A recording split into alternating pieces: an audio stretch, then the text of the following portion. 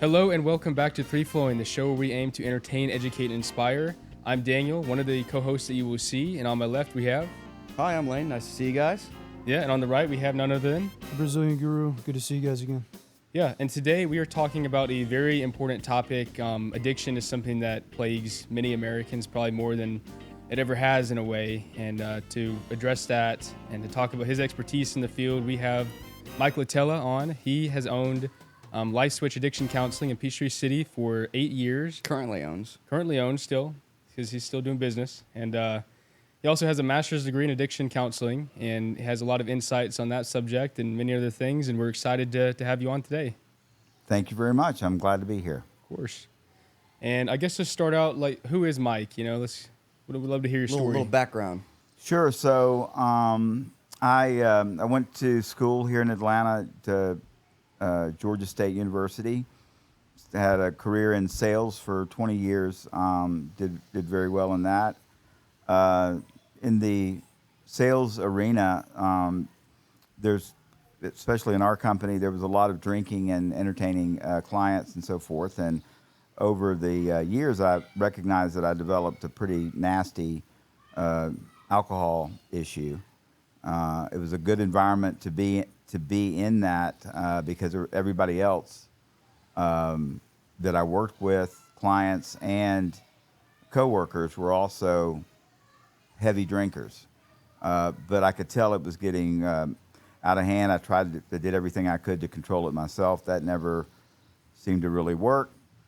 So about 19 years ago, I went to AA and I got sober. And after 3 years, I truly believed that there was just never a way that I would ever go back to that type of lifestyle again.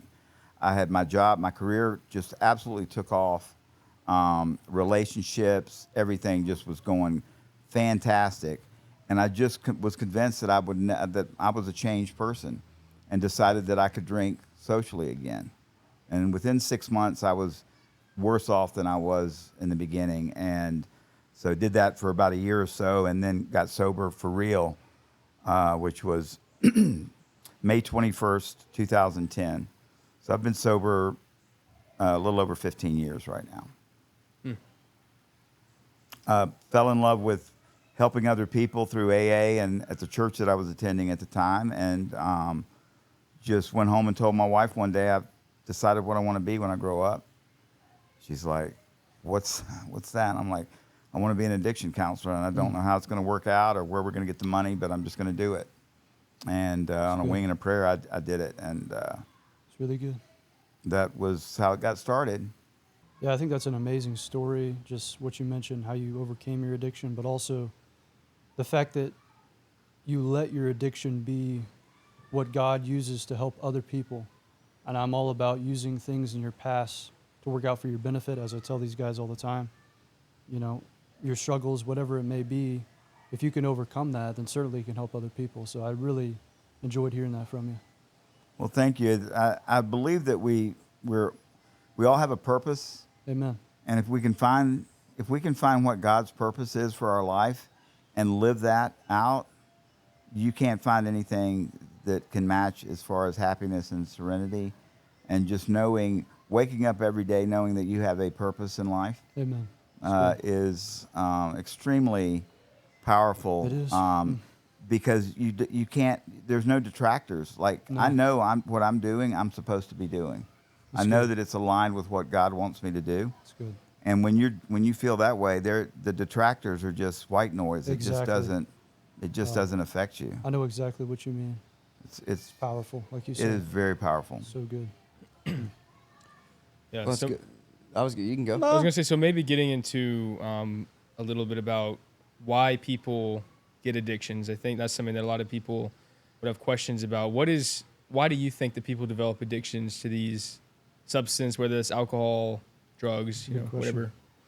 I think it's a combination of two things that have to be present. The first is a genetic disposition towards addiction. People that have either a father or a mother, sibling, or grandparents that have had alcoholism in their past are 4 times more likely to develop it. They've done studies with, even with siblings that have been separated at birth, and tracked them in one house that no drinking was allowed, very religious home, and there's very little difference in which ones are going to turn out to be addicted. If you have that genetic disposition, then you're going to be 4 times more likely, regardless of the environment. So I think that has to exist, and then there has to be an opportunity to drink or use the drug of choice and get started with it. For instance, Islam is a religion that drinking alcohol is not allowed. So there are Islamic people that are walking around that are a drink away from becoming an alcoholic, but they'll never know. Donald Trump's another one. He's never had a drink in his life because his brother was an alcoholic. So he probably has a propensity towards it, but he'll never be one because he'll never take a drink. So those two things have to exist, I think. Mm-hmm. It's such an interesting thing, I've learned about it. By the way, I actually work for one of his businesses in driving academy, so we get to see him on a fairly regular basis, and it's a pleasure. Sometimes, no, that's always is. We have fun. Yeah, but it's fun. It's fun to learn about that, and it's learning new things is always great, and something so important and honestly misunderstood. And learning about that from you, it's been a real pleasure. It's something that I was never even considering. It's just something that you never even think to learn about.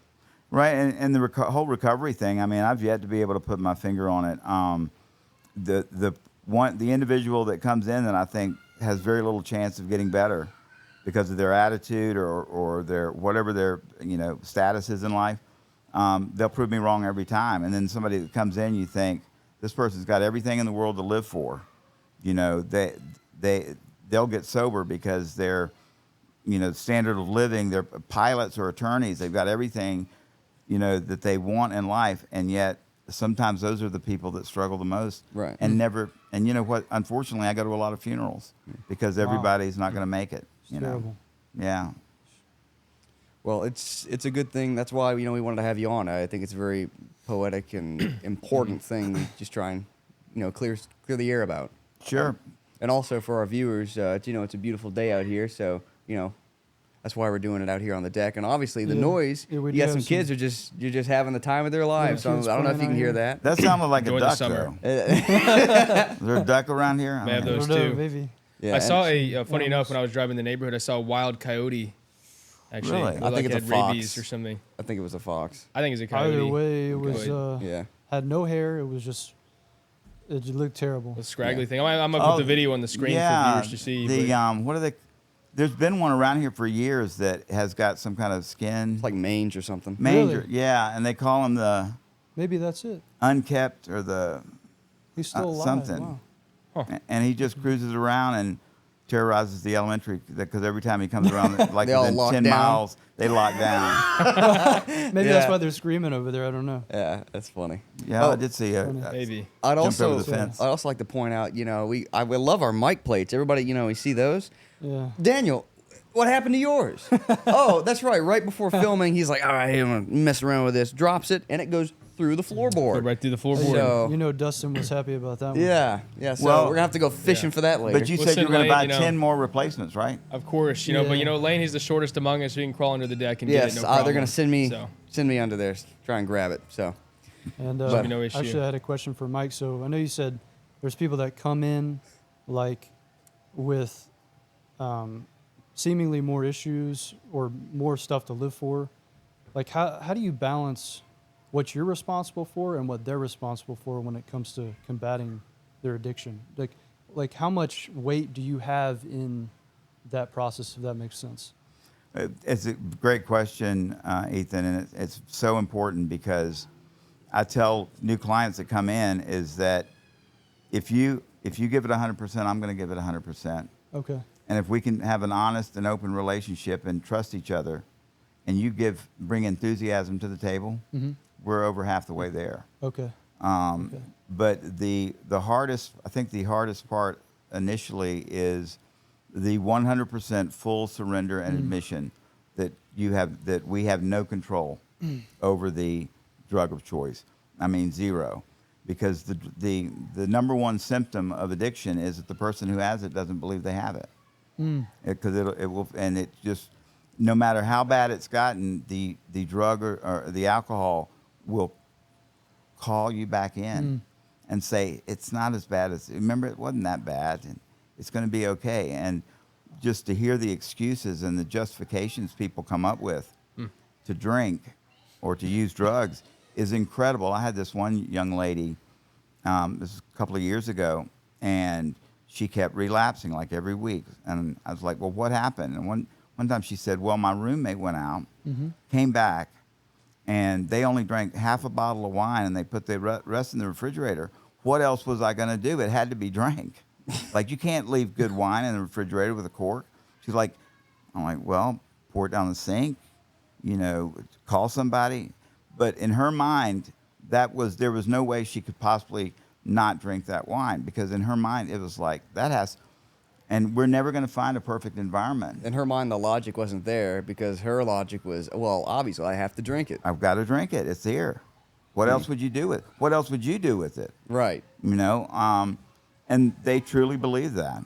Yeah, so thank you for sharing that. I think it's really important. I'd love to know from you, what does it take for somebody to come in and be a successful, person that overcomes their addiction? Like, what mentality do they have to have, or what place do you see people in that succeed? Yeah, you said enthusiasm. So what specifically does that mean?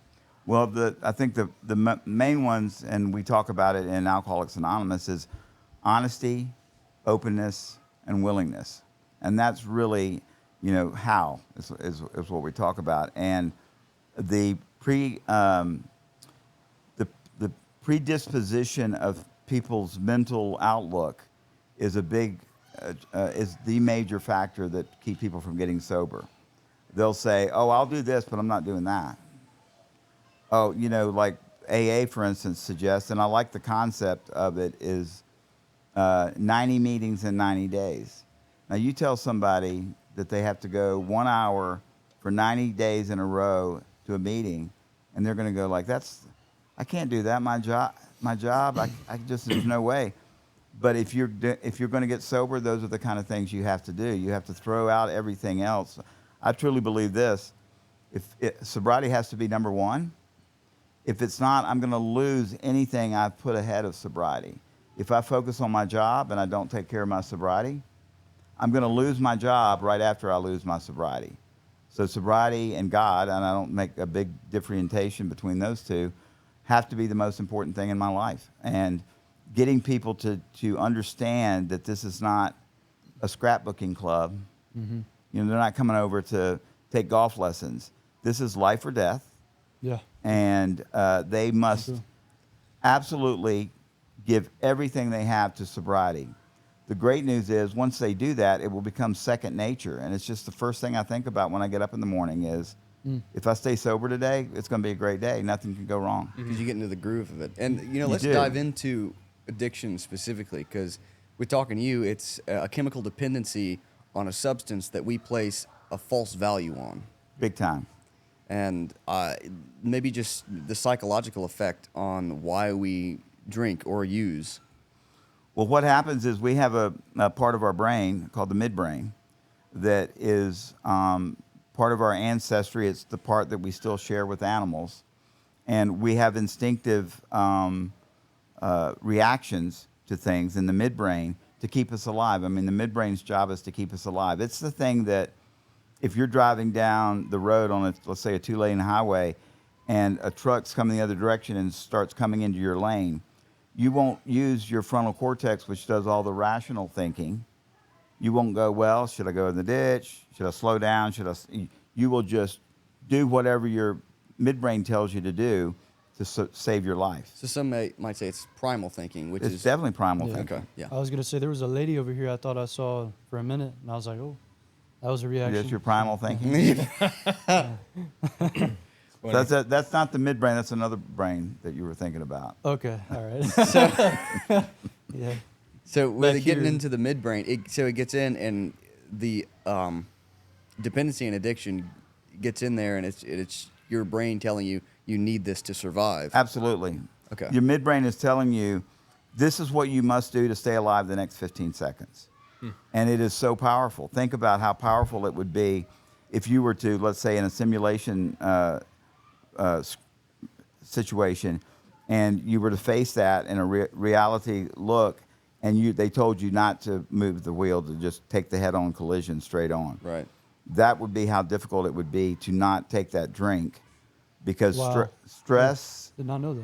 Well, Yeah. an example of this, and it's quite funny, but you know those scary reels, like you're on Instagram or iFunny or whatever, and you know they'll trick you and the snake will come and pop up, and you'll jump, you'll move. Well, that's your instinct to tell you, like, oh, danger, I get out of the way. Exactly. While it's funny, it is funny. You know, that's a great example of just, hey, man, you're always on guard. Your midbrain is always working.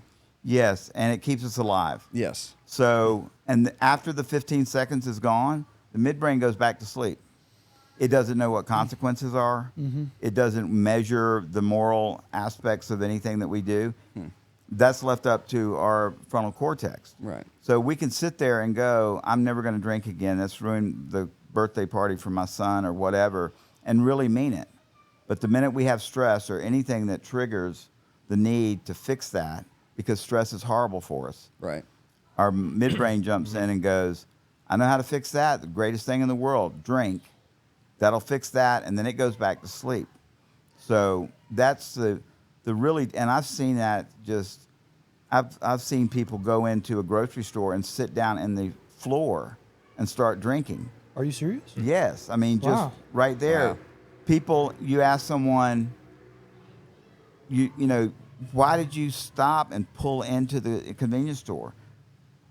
They can't really, they can try to give you an answer. They don't really know. It's just that they were driven to do it. For their rational thinking, they know it's wrong, but the midbrain is just such a... Too powerful. It's just, yeah.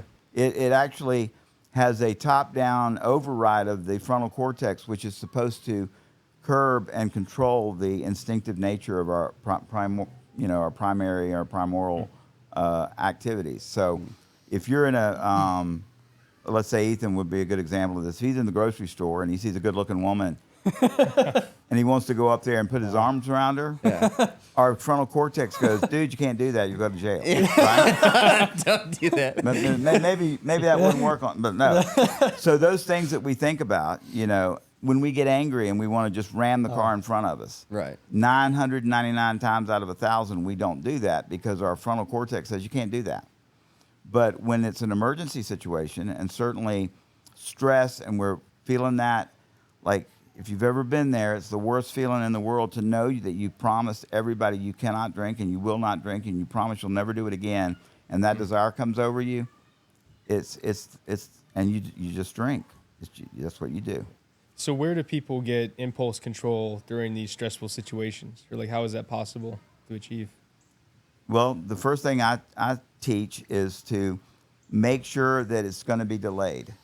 So if you're going to, because it's going to come out, it's going to happen. So how can you delay your actually taking the drink? If you've got a bottle of Jack Daniels in the cabinet, you got about 4 seconds. But if you have to drive to the store, that's one thing. Maybe you will come to your senses before you get there, because the craving's going to go away whether you drink or not, or use a drug. I was about to say, the cravings, whatever substance or alcohol you're using, that midbrain, I'm sure the drive and the surge to want to use or drink again is just incredibly powerful. It is, but it doesn't last for long because our situation, our environment's changing, right? So at the moment, we feel overstressed because we come home and let's say our mother-in-law's there and you know she's going to ask you about something. And so you're stressed. So right then you want the drink, but 5 minutes from then, you started to calm down and assess the situation so that the need to drink has gone away. And then what we do is we have to train our brains. Every time we do not drink at that time, we've had one more opportunity to train our brains to say, okay, alcohol is really good to fix this, but taking a walk is too, you know, or saying a prayer, which is my go-to. So that's why you told me and, you know, when whomever else we were talking to, whatever, to keep your mind busy. Yes, it helps. Our mind, we don't need to have a lot of time. Alcoholics and people in recovery do not need a a lot of time, free time to just sit around and think. That's why the aspect of helping somebody else True. is so powerful. It is the most powerful thing you can do to stay sober. Either is that to or help another individual. Going out and getting a hobby, you know. That works too. Yeah. But when you help somebody else, there's a feeling that there's a reward of helping somebody else with no expectation of a payback. That is absolutely the nectar of the gods. Oh. It'll make you feel better than anything you can possibly do. I believe, I 100% agree with that. That's that honey. That's that honey fly haze over here. He be doing some of that, you know? Yeah. Just helping people out, caring for people. Yes, I'm sure you've seen that, right? I have.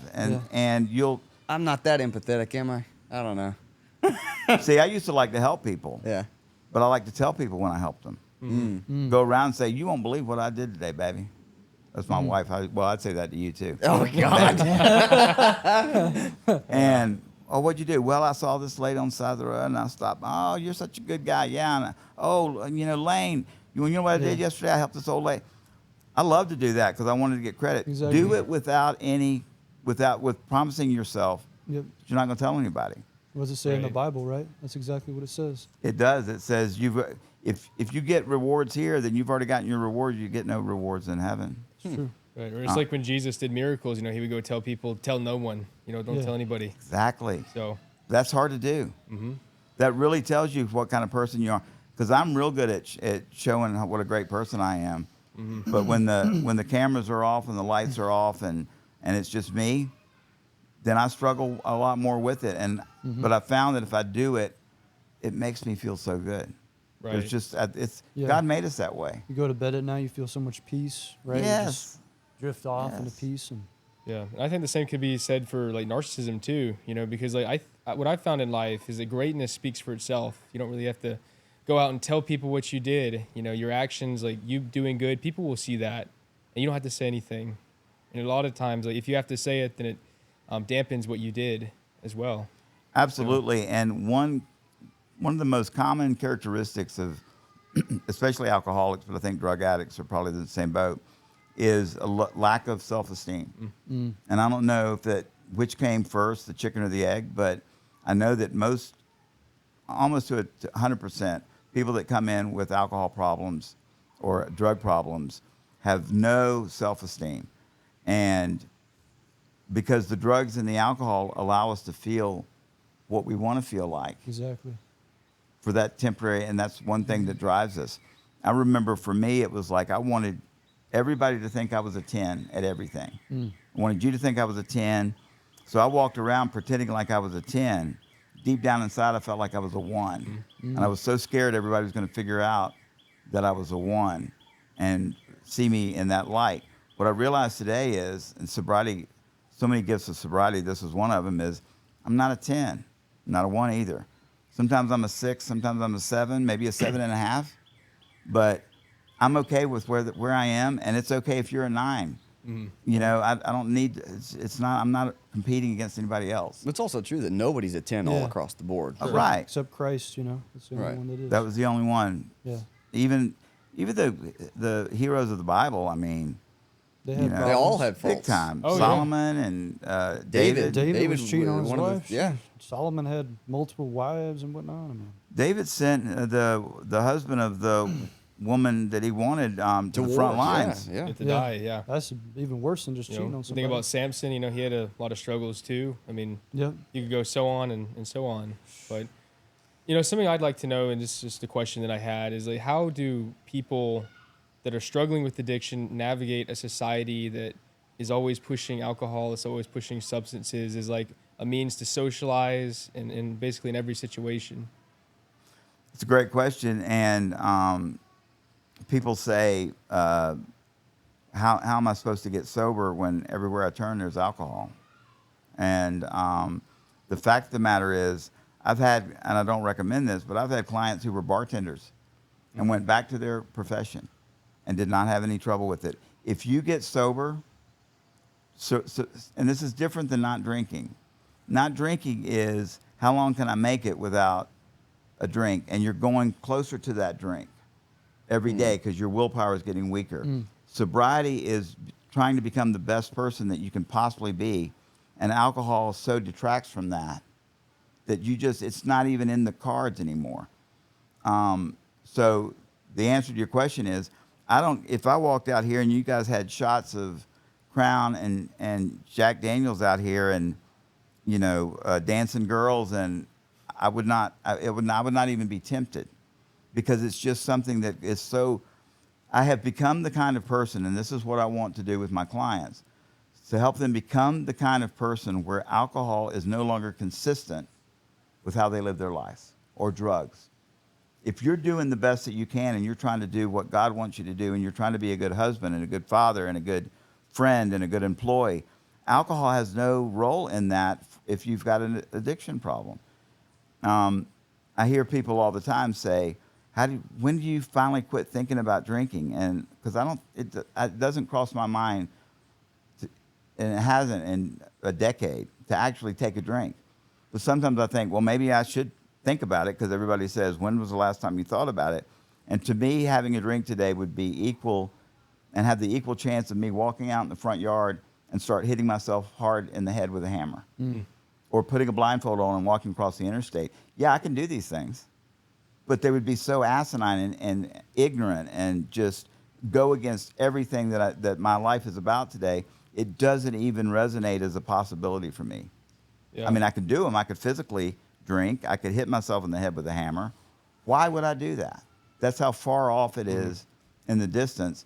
And it will stay that way for me as long as, on a daily basis, I maintain my relationship with God and continue to do the things that I know that I'm supposed to do. So with temptation, though, it seems like the not being tempted is just a change in the mindset, a change in the groove, because you've now taken away the alcohol. The alcohol is not a part of the life. Therefore, you're absolutely not tempted. Yes. And you're working the steps. Or I assume is what. Yes. Okay. But one thing I tell it's almost like, I don't know, you guys are young, but there used to be this thing that you would see in stores, in the malls, and can't think what they called it, but if you stared at it long, it just looked like a flat lines and stuff like that. And if you stared at it long enough, you kind of get it in your mind, and you could see it in 3D. You ever? Wait, what are you talking about exactly? It's Like- called I think it's called a magic eye or magic picture or It's something. just like an illusion.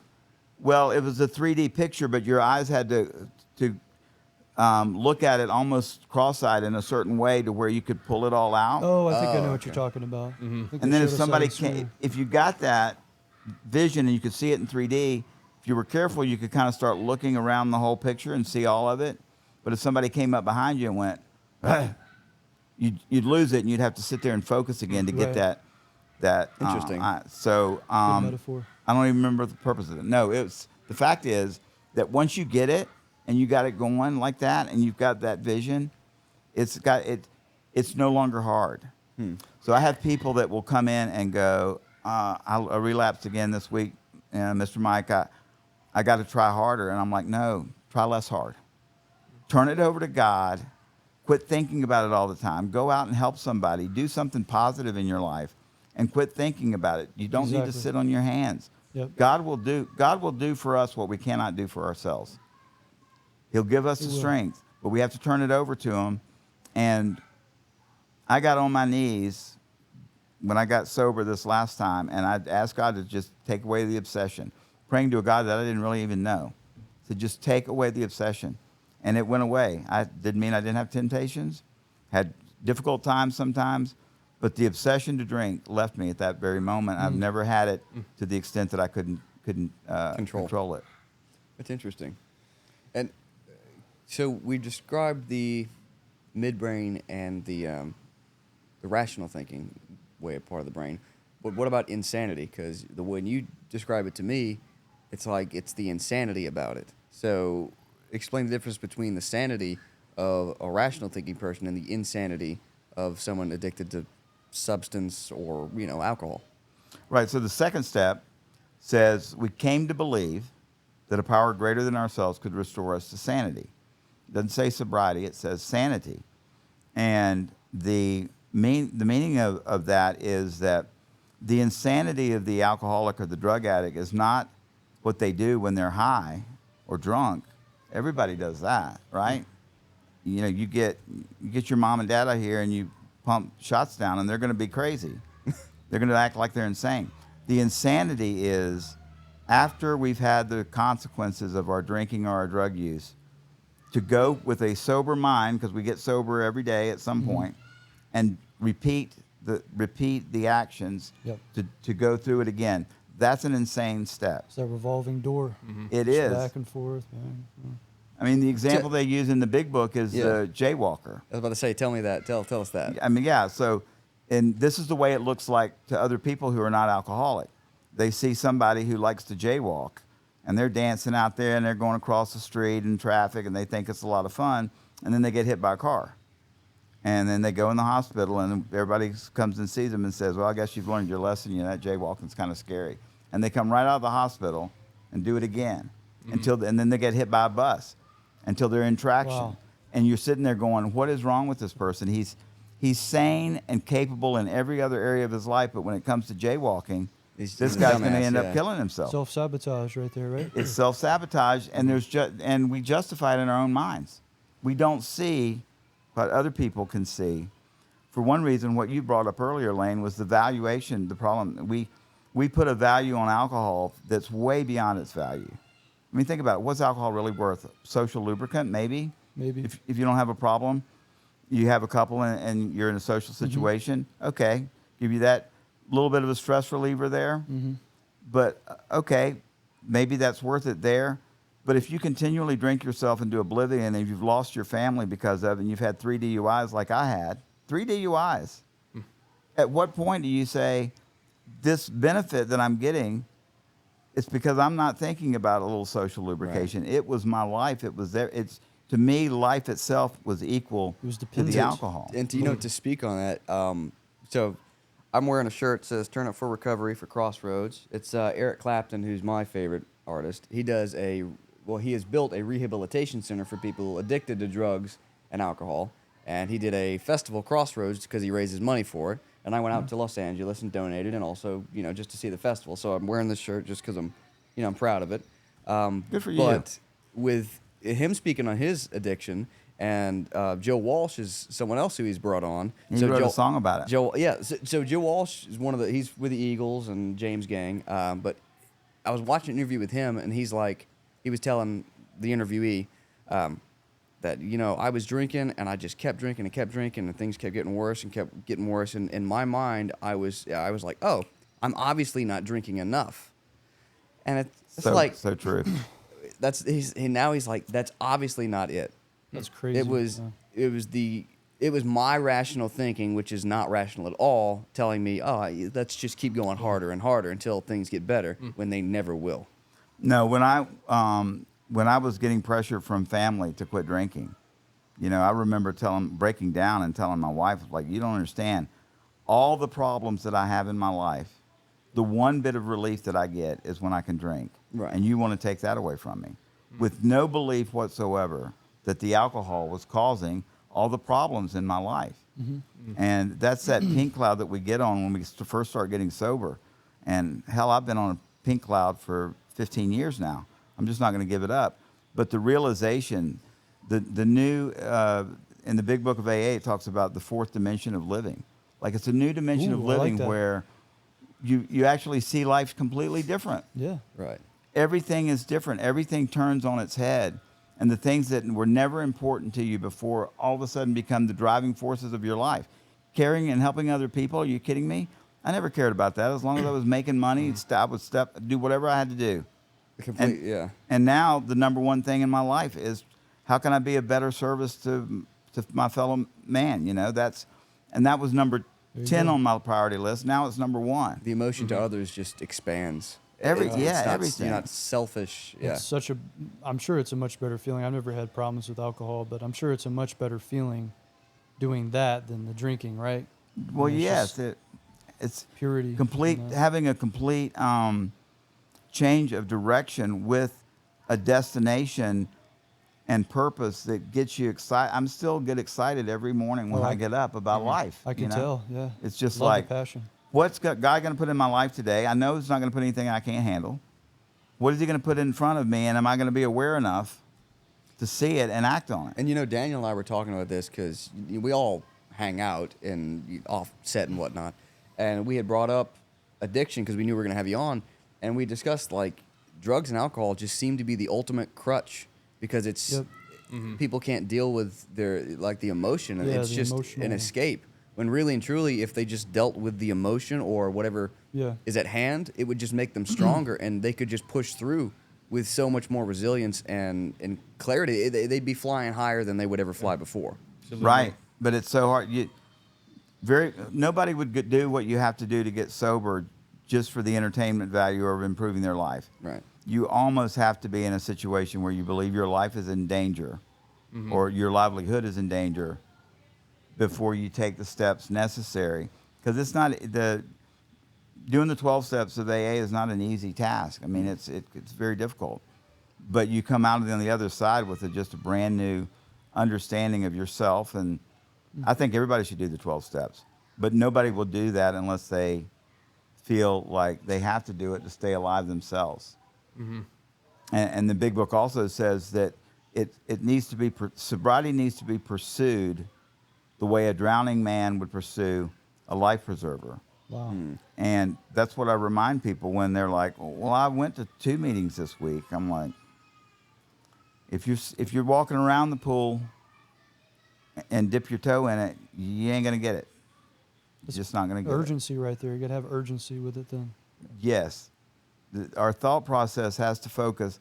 If I do nothing else today but stay sober, if I have to lock myself in my bedroom and stay sober, miss work, and not eat, that's what I have to do, because the number one priority I have today is not to take any alcohol into my system. And it seems so unfortunate that some of because the clients, I meet some of your clients when I do my job and whatnot, and they're some of the nicest people you'd ever want to meet. But it's unfortunate that the way of thinking that they possess, it's just not, they're not on the right path, and they're trying to move up to that right path. So, now that you've taught me this, when I go down the street, if you go to, I don't know, the city and see someone maybe who's a heroin addict or whatnot on the side of the road, instead of just thinking like I used to think, oh, they're a bum, they're choosing to do this.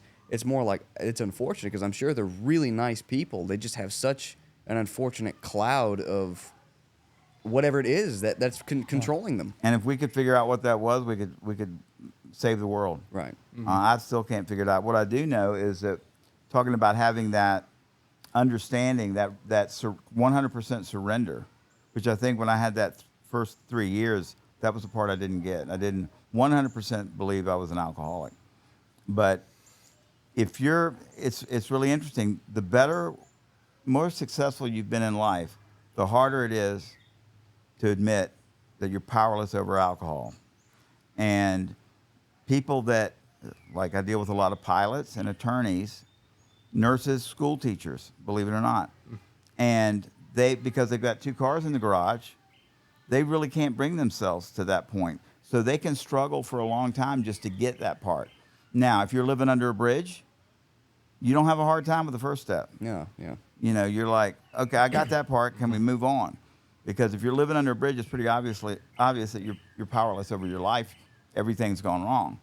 But the people that are living under the bridge generally have a harder time staying sober because they don't have the resources that people with money have to get the care that they need to stay sober. So it's kind of a 2 ends of the interesting spectrum thing. there. 2 ends of the Right. spectrum. And we were Okay. talking about it the other day. So dumb old me, I was like, oh, alcoholic's got to be someone who drinks every day, nonstop, whatever.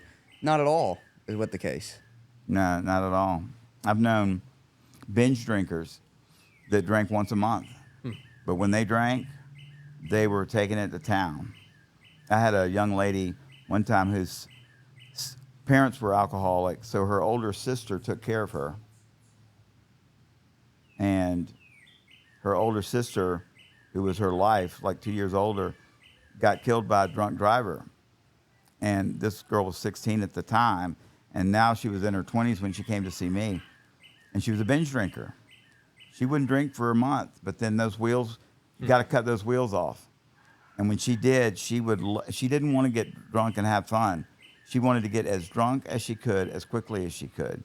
And the police would they would call me, found her like laying on a bench, 11 o'clock in the morning out by Kmart, just completely. She went to that gym over there that's over there by Kroger. Gotcha. I got to point out, this bird's loving this podcast so far. I mean, he's just going on and That's on. one of my fans. So from a psychological perspective, what is the difference between someone that does that binge drinking, as you just described, from someone that's, I guess, the normal, traditional, like drinking every day type thing? Is there a different chemical imbalance, or or the midbrain? Like, how is it processing it differently, or? Well, it's the midbrain's still active because the binge drinker still has a midbrain, and it's when that stress level reaches a certain point because of trauma, usually trauma in their life, they're going to drink, and then they're going to drink because they want it to go away, and it's the only thing that gives them relief. In that case, if I see that trauma is a real big part, and like I did with this young lady, is I'll get her to, at least while we're working on the addiction or before we work on the addiction, to go see someone who specializes in trauma. Because there's a lot of different techniques and modalities of recovery from trauma that are pretty new, that are very, very effective to help with the trauma. Because trauma you're going to have to do something with it. You got to figure out a solution for that, or it's going to keep working like that. And another thing, because we had asked you to send some topics in, and you had said that getting sober is more of a reason that couples break up or wives divorce. Yeah. I was surprised to interesting hear about that. Yeah. Yeah, it's really interesting. One more thing about the trauma, though. Binge drinking is so much worse for your body than drinking every day. Really? Yes, because it's like your body is beginning to heal. You know, you go 30 days and you haven't had a drink, and your body's like, oh, hey, we like this. And then you just douse the hell out of it with alcohol. And it's like drinking pure gasoline at that point. It's like the just car horrible. is hitting you at 60 miles an hour versus 20, right? Exactly. Same example. So with that, speaking on that, people who drink and then like they'll get sober for a few days and then they just can't, the urge overcomes them. Is that the same thing? Because then they just go hard at it again? Yeah, a lot of binge drinkers will just drink like on the weekends, or which is more of a regularity. But for one thing, your body gets a tolerance level for alcohol. And I've seen this happen. People die all the time because they go back and try to drink what they were drinking 2 months ago. This happens with heroin too, with any of the opiates or the opioids. And they go back and they think, well, 3 months ago I did this quantity. And they try to do that quantity again, and it kills them because their system is not used to it. Our bodies, once you reach about a 0.21 blood alcohol content, a normal person, they can't drink anymore because they're going to pass out. And you see people that can go to 0.4, 0.5 and still walk. It's because their tolerance level is so high. But binge drinking, when you binge drink, you don't get the opportunity to pass out quick enough. The alcohol doesn't catch up with you. That's why these kids in fraternity, initiation things, they drink so much alcohol so quick that their body can't register, hey, that's the body's way of taking care of itself. You get a certain level of alcohol content, you're going to pass out so you don't kill yourself. And so binge drinking really plays with that. And it's just so horrible for the system, so bad on our system. All right. So talking about why couples break up, yeah, getting really through sobriety. Yeah, that's interesting. It's really interesting. You think the opposite, because usually you've got a spouse that for 10 years has been saying, quit drinking, I'm going to leave you. Quit drinking, I'm going to leave you. And they finally quit drinking, and then they end up divorcing after sobriety. So the best way to describe it is the different attitudes that each person in the relationship have. Let's say it's the man, because most of the time it is, although that's changing. So the man's the drinker, and now he's decided to get sober. And so he's getting sober, and so the wife's sitting there with her to-do list, like, oh, I've been waiting on this. Now you're going to make up for all this time. What's the husband thinking? Where's my ticker tape parade? You know, I'm the man. I'm getting sober. I'm doing it. I'm successful. And also, there's sort of a trade. If you do it right, there's a trade-off. And they might not be drinking, but they're going to AA meetings. They're hanging out in the parking lot for an hour after, talking to people. They're getting into it. They come home. They can't wait. I mean, if they're into it, they're reading their books. It's all about them. It's no different than the alcohol to the spouse. It's still all about them. And now it's the sobriety that they're addicted to. I had a real tough time when I started my own group, you know, the CARTA. And my wife was like, it's taking up all your time. You know, it's taking up all your time. And I'm like, I know, but it'll. And she just she had to get kind of used to it at a time when she really wasn't ready to get used to anything else. She's like, she finally got sober Mike back. And now I'm just addicted. I'm never at home. I'm always out doing things. And our life had to kind of adjust to that. Gotcha. And plus the person, it's almost like a crapshoot because now you've got to, we talked about how different you become. Your priorities go completely different, right? So now you've got a brand new, different person with different priorities, different ideas, different thought processes. And are you going to be compatible with the person that you married usually when you were drinking or, you know, had the other priorities? Many times, no. So there's more people that end up getting divorced after sobriety because they've lived with it for so long. You know, that wasn't going to be enough. Right. And I see it all the time. There's lots of articles about it. I saw one the other day that said, AA took my husband away. You know, there's a lot of articles about how, and guess what? If the guy, I'm not suggesting divorce, but it's, the other way it's going to kill him and kill his family. So I just say being adaptable in a marriage, in any relationship is Right. it should be that. That was the question I had. Is like, so how can a loved one or a spouse, you know, be best supportive to somebody that is going through this process? it's a great question, and because very few people know how to do it. I'm gonna make some Ovaltine here while we Yeah. get going on it. Yeah. Can you get addicted to Ovaltine, by the way? Ovaltine only if you snort it. Okay. Really? Okay. If you snort it, you'll have. We don't recommend that. So you don't plan on having a lot of clients that are coming with an addiction to Ovaltine to your office? Just Lane is the only one I've ever had. Okay, he's acting like, you know, he's just in a social situation now. Yeah, But I've seen him snort it before. I don't doubt it. I'm really tame Yes. right now. It's killing me. Right. Two large Well, you scoops don't of have two large ovals. Ovaltine of ovals. Ovaltine ovals. I heard that stuff's really good though. It is. It's good. It's got And- 7 key vitamins and minerals that are great for the body, for energy. I mean, Wait, are you everything saying it's else. nutritious and delicious? Yeah. It Yes. is nutritious Wow. and delicious. That's some great stuff. This Oh, was yeah, the for stuff sure. that Sir Edmund Hillary took on his trek to Mount Everest. So Yep. There you go. this is very good stuff. Very high performance guy. So I heard Biden drank it before his debate. Oh, well, I don't No, know about just that. Might want to cut that Quite the out. opposite. No, that was probably like that's Nesquik or whatever. I bet it was Yeah. Nesquik. Knockoff, right? We're not- Although they're both Nestle products, but you know, it's you can okay. stir yours a bit more extra if you'd like. Got the shakes for the Ovaltine. All right. Sorry, And I then probably can shouldn't you joke speak about on anhedonia? Is that how you pronounce Yeah, that? what were we talking about, Daniel, just now? How It's relationships? how spouses and Spouses. families Oh, can yeah. best support. Great question. So here's the best advice I can give you. Somebody that's dealing with it. There is nothing that the spouse or anybody else, including me, can do to make somebody drink, and there's nothing that spouse or that person can do to make somebody stop drinking or using drugs. The best thing they can do is be trusting and supportive. Think about this. I work with a lot of young men, particularly, and their parents have taken away everything because of their habits. They don't have a cell phone. They don't have a car. They're locked in their room. And I asked the parents, I'm like, how do you think somebody best becomes trustworthy? Is it by being trusted or not being trusted?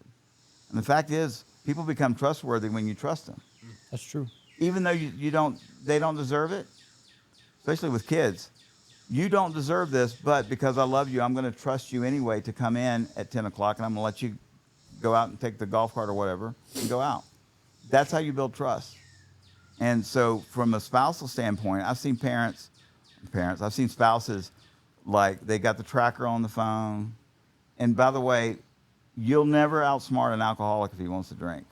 I used to have a buddy of mine that would take his cell phone and he'd put it in the bushes over at the gym, go out drinking and come back, and his wife would look, oh, he's still at the gym. Good, good.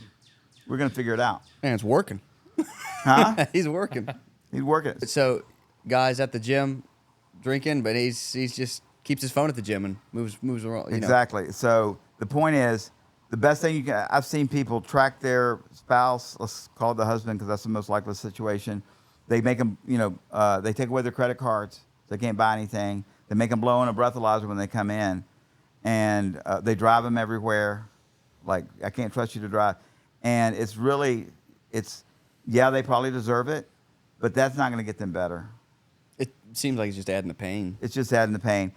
But if you said, honey, I know you've lied to me 1,000 times, but I think you're doing well right now, and I think you should, go do what you want to do. And I'm not going to follow up on you, and I'm not going to track you every second. Trust, yeah.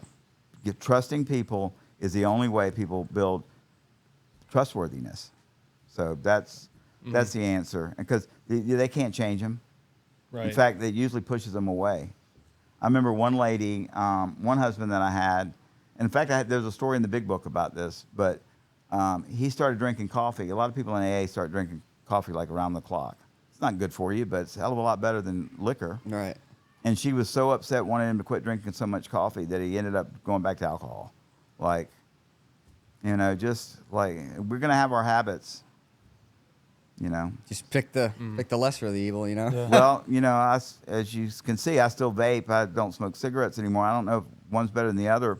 But, it's, I've never wrecked a car or gotten a DUI or had a fight with my wife because I was vaping. Right. That's true. So pick and choose your battles, right? I'll probably die younger, but Right. my years will be solid, and then I'll it's like they say about bacon, if you quit eating bacon. Oh, bacon. I Bacon. thought not like baking cakes. Okay, Yeah. bacon. If you stop eating bacon, you'll live longer, 3 years longer on average. 3 miserable baconless years. No, of life. somebody's lying to you. That's not true. That can't be. That was not meant to be a scientific fact, sir. It was meant to make the point of how miserable people would be if they didn't have their... I'm offended that I can't eat bacon. That's not cool. I think you should eat bacon. Okay, all right. Well, I'm going to continue. I'm glad Yeah. I can It's drink like- Ovaltine and not feel bad about it. Ovaltine is the counter Sniff the ingredient to the harm that bacon does. I don't know if you knew that. Yeah, I so you didn't. can eat bacon and have Ovaltine, and that cancels it out. That's It great. cancels each other out. In fact, you can eat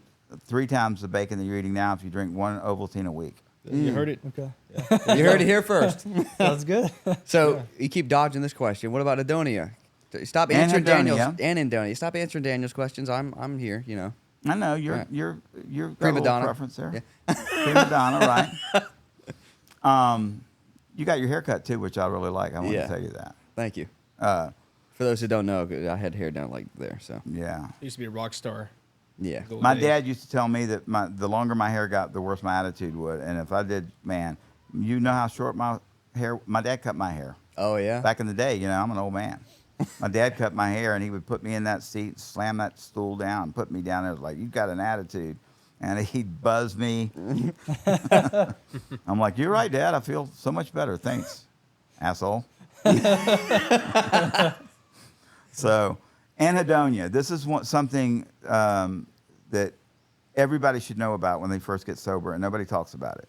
There's something that goes on in our brain that it can set you up for failure. And it's the way that we feel when we first quit drinking or using drugs. Think about the fact that the reason we drink and we use drugs is the dopamine surges are huge, beyond anything that we're supposed to ever feel. The most natural dopamine, what do you think the most natural dopamine elevator is without drugs and alcohol? Just caveman. What's the most high, the event that raises our dopamine the highest? I was thinking maybe just getting up in the morning. No, that wouldn't be it. It would be having sex in the morning. Okay. Would be Specifically in the Did you morning? Did you get it Oh, right? he got it right. You know, Good job. So think about it. And guess what? Why did God make it that way? Because if we don't do that, the population is going to end real quick. But Right? even that can be an addiction too. Of course it can be. Yes. But because it's the same thing, it's hitting dopamine levels. You're right, Daniel. You can get addicted to the same thing with pornography, right? So, but alcohol and drugs increase exponentially the amount of dopamine we're getting higher than sex. Like 10 times more dopamine in our brain from drinking alcohol than sex does. 10 times? 10 times. Wow. And then you get into some of the opiates and meth and drugs like that. It can be 100 times. So think about how it literally dulls everything else that life used to be about before. So what happens when you first quit is you've reset during all of these multiple dopamine exaggerated highs. You've reset your happiness bar. So now your happiness bar, which used to be, let's say, on a scale from 1 to 10, was a 5, and if you were having fun or enjoying something, you'd be at a 6 or a 7, and if you were having a bad day, you were at 4 or 3. Now your new happiness level, because our body has to adjust, because it's all working on a baseline, right? So it adjusts up to, let's say, a 7. So now you're not getting your drug anymore, and guess what? I mean, hitting a 7 or an 8, those are like big events, and so nothing that you do in life seems fun. It seems like everything is just like dull. And anhedonia actually means pleasure deaf. Like you're deaf to having pleasure. Nothing you can do short of drugs and alcohol are going to bring your dopamine levels up high enough to make you happy. So when first getting sober, people they can't go back to what they were doing, so they're just kind of trudging through until their body resets. Until that resets, and it will reset, and that's the key, because so many people will relapse and say, and I'm of this too. If I was miserable, not drinking, and I could not find any happiness whatsoever, I'd rather live less years and be happy. The good news is, once that your happiness level goes back to a 5, then those natural things that would give us happiness normally start happening again. That's what they call the pink cloud, because you're walking through your yard and you're going, a squirrel and a flower, that's so beautiful. And you're like, I've never noticed that before. Mom, come here, look at this squirrel next to the flower. That's like me every day. Yeah. But you really Somebody do. mentioned Brazil. That's something like I've noticed something kind of similar. Like after I've had like loved ones pass away or something like that, it just changes the perspective. Like I notice things that I don't notice anymore. Exactly. I don't know if that's similar or not, but I think our perception of things gets stuck. And one thing I've always recommended to people is, guess what? You're now free to move about the country, right? So with sobriety, the things that you used to never do, like drive down the other way, go home a different way, try it. Try different things. Live life. Live life.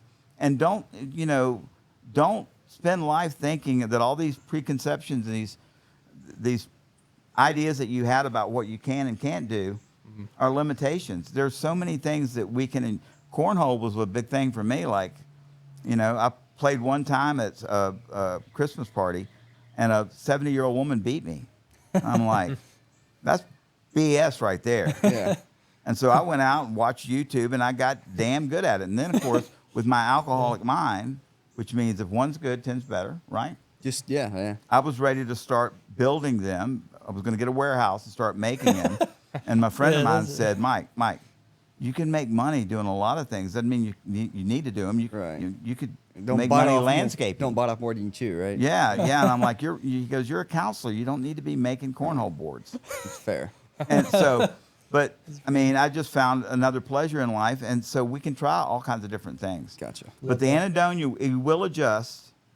And when it adjusts, it'll be like you're back to normal, and you will find we're not gaining anything with the alcohol because it's on that baseline, right? So what happiness we're getting from getting as drunk as we possibly can compared to seeing a squirrel and a flower in the front yard, it's still the same happiness, difference. So it's an artificial happiness of possibly hurting others, hurting yourself, and Exactly. then you quit that, you then reset, and now you're living life. Exactly. You're living large. And the things the things that I thought, well, I'll never be happy doing. That's so boring. You know, sober people are boring, because I was looking at things they were doing and it didn't match up to this high level of dopamine. But now I can see like little things that I can do are thrilling to me. I mean, I just, because my mind has adjusted. Gotcha. So I can be at a 6 by, you know, listening to Lamar play his guitar at night, you know, and hear like, oh, we finally got that note. Yeah. You know, because he's always playing Pink Floyd is all he plays. Oh, I know. You know. Him telling me. It reminds me of my pot smoking days. I'm like, comfortably numb. Yeah, I remember those Just days. relaxing, the lazy boy, you know. Yeah. So before that would have aggravated me. You know, it's just a completely different approach. And anhedonia will make you go drink or use drugs because you think you're going to be like that the rest of your life. Give your mind and your body a chance to adjust and heal. And with step aside from anhedonia, I've got one last question before we wrap it up, and that is this kind of blew my mind. Left-handed people are what % more likely to have issues? Because you told me that 45% of lawyers or attorneys, 50%, really. 50% are have issues. And then you said something about left-handed people. Left-handed people have many more mental health issues. Okay. Have a higher rate of that. And it has something to do with the different sides of the brain working. I think left-handed people tend to be more creative, but they're also more emotional about things. I'm left-handed. I was about to ask that. Yeah, I was wondering. Yeah, I'm left-handed. Lamar is, and I can see what Lamar goes through. He's just more emotional. But there's benefits, and this is the other cool thing that I'll tell you. All of the attributes that make up my personality will absolutely kill me. If I let them go in the wrong direction, I will drink myself to death or use drugs and kill myself, or drive a car 200 miles. I mean, that's just my personality. But if I've learned, and that's what I've done, is learn to channel those attributes, those character flaws, if you will, in a positive direction, then I have a great opportunity to use those to my benefit. Alcoholics and drug addicts generally are very impulsive, you know. And and from what you've told, they're all very smart people and very. They start businesses because they don't mind taking risk. You know, they put themselves out there. They work, like if I were to start a company and hire 500 people tomorrow, I would hire recovered alcoholics and drug addicts, because once they're recovered, they have work ethic, they're loyal, they're honest. So there's a lot of good things that can come out of it, but it'll also put you in 6 foot under too, which it almost did me, and that's the beautiful thing. People can have beautiful lives if they can get over it and realize that they're being fooled. Alcohol's a big fat liar, and so are drugs. So Good. I think that's a great place to, kind of close things out. Right. I perfect. think that was a very great and deep conversation about that. I know something that I think a lot of people will want to continue at some point. And, thank you, Mike, for joining us today. My And, pleasure. I really enjoyed it. You guys did a Appreciate great you, Mike. job. Where can Thank people you. go if they want to hear more or learn more about what you do? They can go to my website, which is lifeswitch.life. Life, like a light switch, but a life, because sobriety is a switch. Like everything was dark, and then you turn on that life switch, and everything becomes light, and you can see. So it's lifeswitch.life. Perfect. Yeah, well, thank you again. And, Thank you. Appreciate you joining us. Absolutely. Thanks very much. I enjoyed it, guys. It's Keep up the good work. It's been a pleasure. All right. Thank God you bless to everybody. thank you, our listeners, and God bless, guys.